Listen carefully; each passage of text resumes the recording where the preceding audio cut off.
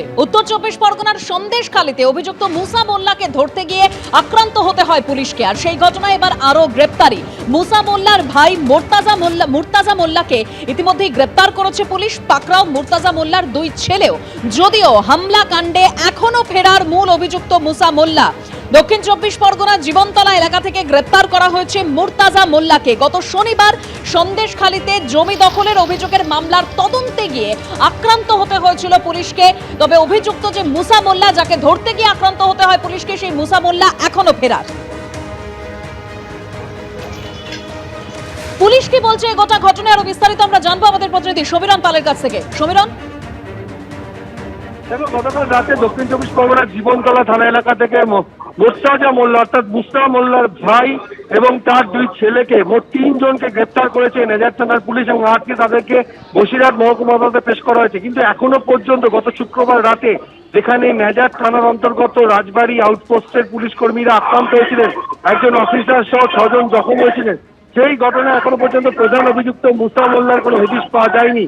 এদেরকে জিজ্ঞাসাবাদ করে মুসা মোল্লার হদিশ পাওয়া সম্ভব বলে পুলিশ মনে করছে, নিজেদের হেফাজতে সে আবেদন জানিয়েছে।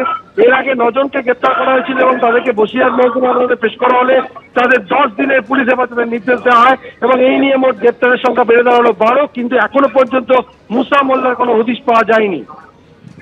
ধন্যবাদ সমীরণ।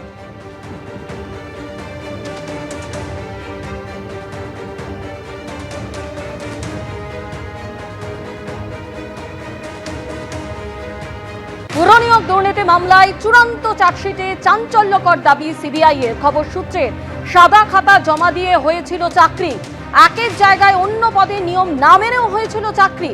উল্লেখ, পুরনিয়োগ দুর্নীতি মামলায় সিবিআই এর চূড়ান্ত চার্জশিটে খবর সূত্রের খবর, সিবিআই এর পেশ করা চার্জশিটে 8টি পুরসভার নাম উল্লেখ করা হয়েছে।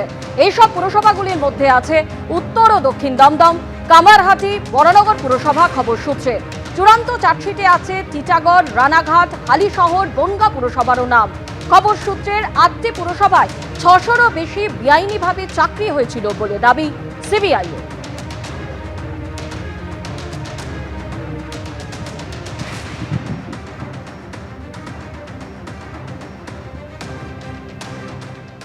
সাদা খাতা জমা করে পুরসভায় হয়েছিল চাকরি।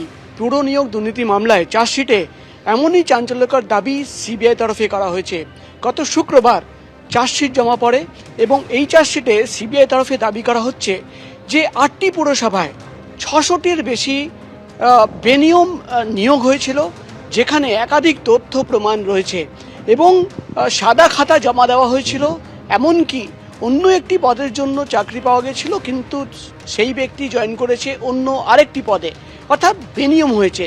যে 8টি পুরসভার নাম এই চার্জশিটে রয়েছে তার মধ্যে কামারহাটি, টিটাগড়, রানাঘাট, হালিশহর পুরসভা, দক্ষিণ উত্তর দমদম পুরসভা, বরানগর এবং বনগাঁ পুরসভা।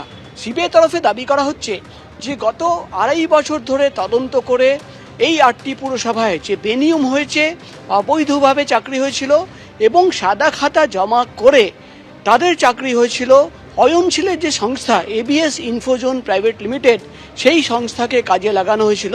এবং এই চার্জশিটে সিবিআই তরফে যাবতীয় তথ্য পেশ করা হয়েছে এবং এই 8টি পুরসভায় কিভাবে বেনিয়ম হয়েছিল, কারা কারা ইনভলভ ছিল, সেই সমস্ত তথ্য কিন্তু পেশ করা হয়েছে। ইতিমধ্যেই সিবিআই সূত্রের খবর তারা চার্জশিট জমা দিয়েছেন এবং নথি সহ তথ্য প্রমাণ জমা দিয়েছেন। আগামী 7 তারিখ যখন এই মামলার শুনানি হবে তখন দেখার বিষয় হবে যে কোর্টের তরফে কী ধরনের ব্যবস্থা নেওয়া হয় এবং সিবিআই তরফে সেদিন কোর্টে কি বলা হয়।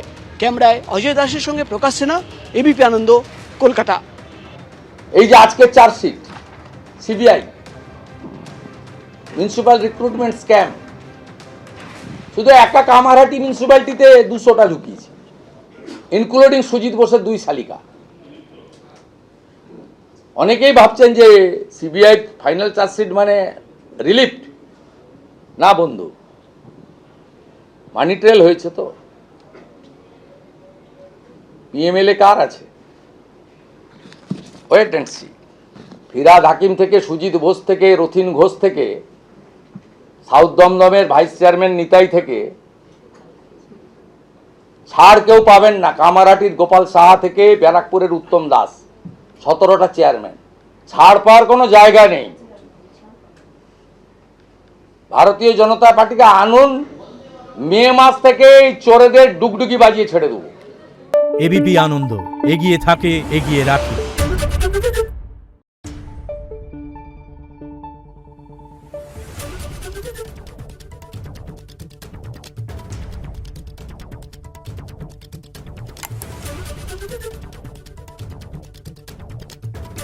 Thank you.